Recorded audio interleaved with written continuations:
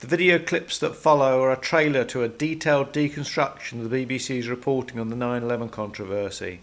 These clips, all from the BBC's documentary, highlight either mind-numbing journalistic incompetence or an intelligent perception management setup. You judge. See the link at the end to a web-based deconstruction of the hour-long programme.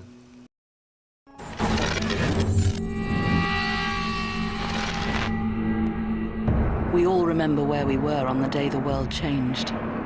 But do we know what really happened?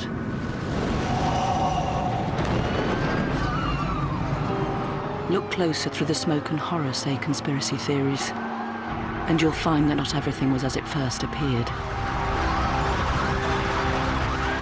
The BBC documentary speaks to us mainly through those it interviews. 14 White House supporters, most of whom were compromised by financial and contractual dependence on the Pentagon and the military-industrial complex, set against just 3 skeptics.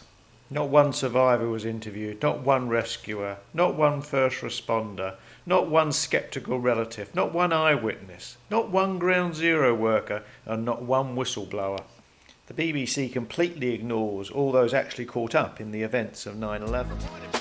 The official explanation suggests that when each plane slammed into the tower, it damaged the core structure.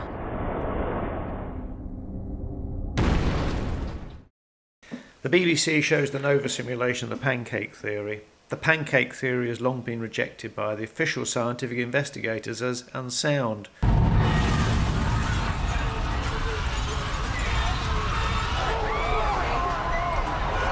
On the central issue of the disintegration of the Twin Towers into dust and shattered rubble, the BBC spends just a couple of minutes of its hour-long programme. The BBC diverts us to flawed but eye-catching visuals on a secondary issue. In the absence of conclusive pictures of the attack, independent analysts have stepped in. Their analysis suggests that jet fuel caused the worst damage. Their research was not funded by the government. It was an independent academic project. But when the results were published, they provoked an extraordinary backlash. What surprised me was the emotional pitch of the controversy in particular. We got some rather drastic email that accused us of being agents of the government and that we were prostituting ourselves to help them cover up all sorts of extraordinary things that were surmised, and we could not understand that. When I hear these conspiracy theories, it hurts me a lot. In general, people need a scapegoat. They need to say, this is why it happened. So I think that's why people come up with these crazy theories. People like to have someone to blame. The very idea that 19 Islamic fundamentalists could have hijacked these 4 commercial airliners, outfoxed the most sophisticated air defense system in the world, perpetrated these atrocities unscathed, under control of a man in a cave in Afghanistan, is only the most outrageous of the conspiracy theories. Conspiracy theories, conspiracy theories, conspiracy theories. Let us never tolerate outrageous conspiracy theories concerning the attacks of September the 11th. Why do you think people keep believing these things? Taking people's security blankets away from them, their emotional beings will be disappointed and left wanting something more. There is no conspiracy between the CIA. Anybody believes that's just, they're wrong. However distressing and painful that will be for the families of those who died that day. If there's a fringe of people out there that want to try to make something out of it that isn't, that's... It's just flawed people that have to have something to dream about to make a name for themselves. It's absolutely not true. There is an impressive and ever-growing list of engineers, architects, retired intelligence and military personnel, film and pop stars, politicians, all saying that 2 and 2 don't usually make 3. How wrong a lot of these conspiracies are, but yet they continue and continue on and kind of take on a life of their own, so to speak. It gets repeated, and then it gets distorted, and then the distortion gets repeated, and it just goes on and on and on. I'm not so sure that we'll ever be able to totally dispel all of the opinions and rumors that have come from this. You think it will go on being talked about and speculated over for years, decades to come? Oh, I think that there are people that will never change their minds on it. Yes, because there's no way to really, truly prove it, because 92 or 93% of the remains of the aircraft and the people are still in that hole. The small crater left by the plane is baffling to many people. Clear what the facts were that day. Very clear what the facts were that day. Very clear what the facts were that day. We've heard all these conspiracy theories. We've met people at parties who say, well, what about this and what happened there? What I usually say is that's bullshit, but what I'll say is it's just flawed people. The other 9/11 conspiracy theories are just that. Theories.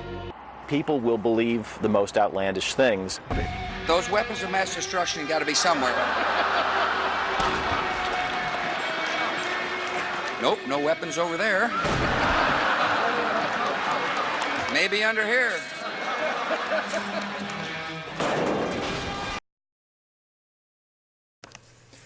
You can read a transcript and deconstruction of the corporation's 9/11 file at www.bbcmot.blogspot.com. It makes it easy to investigate the BBC documentary and to make your voice heard. Just after 9/11, Bush lays the law down to the whole world. Either you are with us or you are with the terrorists. But the BBC Charter demands honest, impartial reporting. Its duty is to present the truth, not US government dictates. But you have to ask, if the BBC sold out British citizens to American power rather than respect the Royal Charter's obligation for balanced, accurate reporting, free from subliminal messaging. Public opinion is not formed in a vacuum. Broadcast media is an immensely powerful force, and television the most influential opinion-forming tool.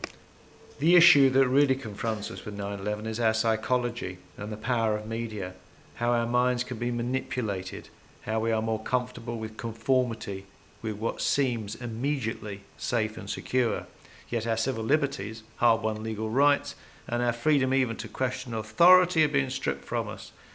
Literally millions of people, many highly qualified, highly decorated and respected, are trying to speak out about 9/11 issues. The BBC and corporate media censor their voices.